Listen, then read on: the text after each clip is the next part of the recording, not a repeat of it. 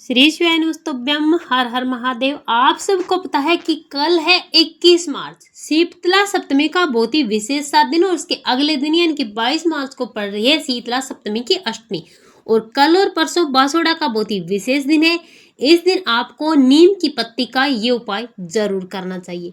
पूज्य गुरु जी ने बताया कि अगर आप चाहते हैं कि आपके घर में कोई भी बीमारी नहीं आए, आपके घर में कभी दुख और दरिद्रता ना आए, कभी आपके घर में किसी भी चीज की कमी ना हो, कभी किसी की अकाल मृत्यु ना हो, कभी आपके घर में संकट ना आए, तो आपको शीतला सप्तमी और अष्टमी के दिन नीम की पत्ती का विशेष उपाय जरूर करना चाहिए।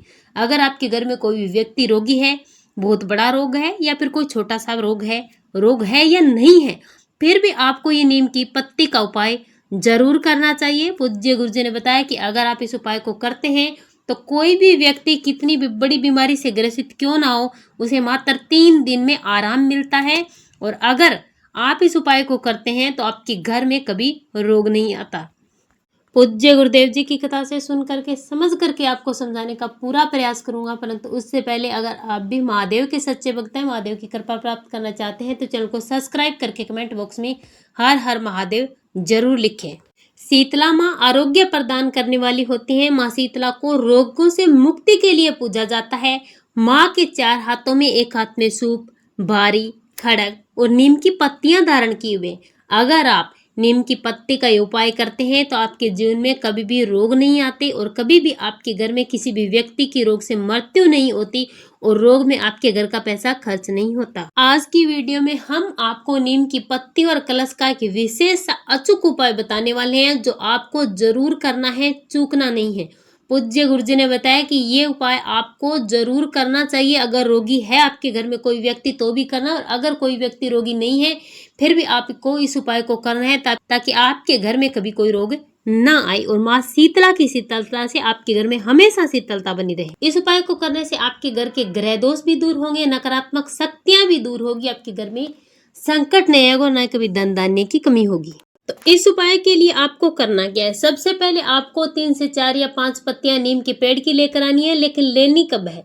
सप्तमी और अष्टमी के दिन आपको नीम के पेड़ की पत्तियां नहीं तोड़नी है। आप एक दिन पहले ही पत्तियां लेकर आए, यानी कि आप आज ही के दिन लेकर आए। और अगर आप आज के दिन नहीं ले पाते हैं किसी भी कारण से, अगर आप पहले दिन लाना भूल जाते हैं, तो आप नीम के पेड़ की जड़ी हुई पत्तियां लेकर आए। आप पहले शीतला माँ की जो भी पूजा करते हैं वो पूजा कर लें, चाहे आप सप्तमी के दिन करें या अष्टमी के दिन करें। ये उपाय भी आप दोनों दिन ही कर सकते हैं, सप्तमी और अष्टमी के दिन। आपको माँ शीतला की पूजा करने के बाद थोड़ी सी हल्दी, कुमकुम और थोड़ा सा गुड़ आपको लेकर जाना है नीम के पेड़ के पास, और साथ में आपको कलश में थोड़ा सा जल भी लेकर जाना है। एक कलश आपको जल से भरना है, नीम वृक्ष के पेड़ के पास जाना है। इस उपाय के लिए आपको जाना है नीम के पेड़ के पास। नीम के पेड़ की पत्ती है वो लेकर जानी है, साथ में हल्दी, कुमकुम और थोड़ा सा गुड़ लेकर जाना है। एक कलश में आपको जल भर के लेकर जाना है।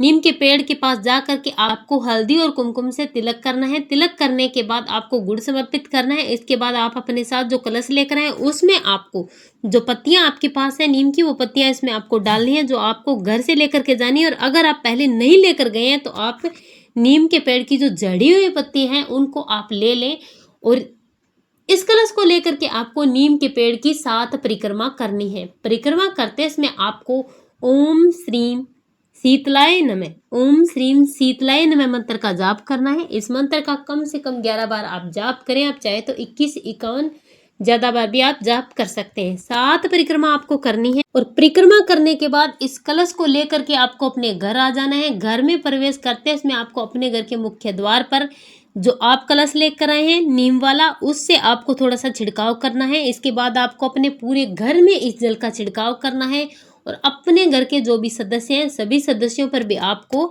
इस जल का छिड़काव करना है।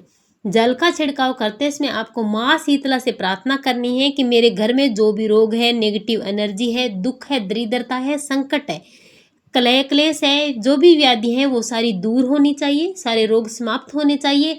अगर मेरे घर में रोग है तो भी समाप्त हो जाए, और अगर मेरे घर में कोई भी रोग आने वाला है तो भी मेरे घर में कभी कोई रोग ना आए, मेरे घर में सुख और समृद्धि हमेशा बनी रहे। इस प्रकार से आपको अपनी प्रार्थना करते हुए सारा का सारा जल आपको अपने घर में छींटना है, अपने घर के सभी सदस्यों पर आपको छींट देना है। मात्र आपको इतना सा उपाय करना है। अगर आप ये उपाय शीतला सप्तमी और अष्टमी से किसी भी एक दिन कर लेते हैं तो आपके घर में कभी कोई रोग नहीं आ सकता। 1 साल बाद फिर आपको इसी प्रकार से उपाय करना है और माँ शीतला की आपको इसी प्रकार से पूजा करनी है। इसी प्रकार से आप अगर उपाय करते रहते हैं तो आपके घर में हमेशा सुख और समृद्धि बनी रहती है। श्री शिवाय नमस्तुभ्यम।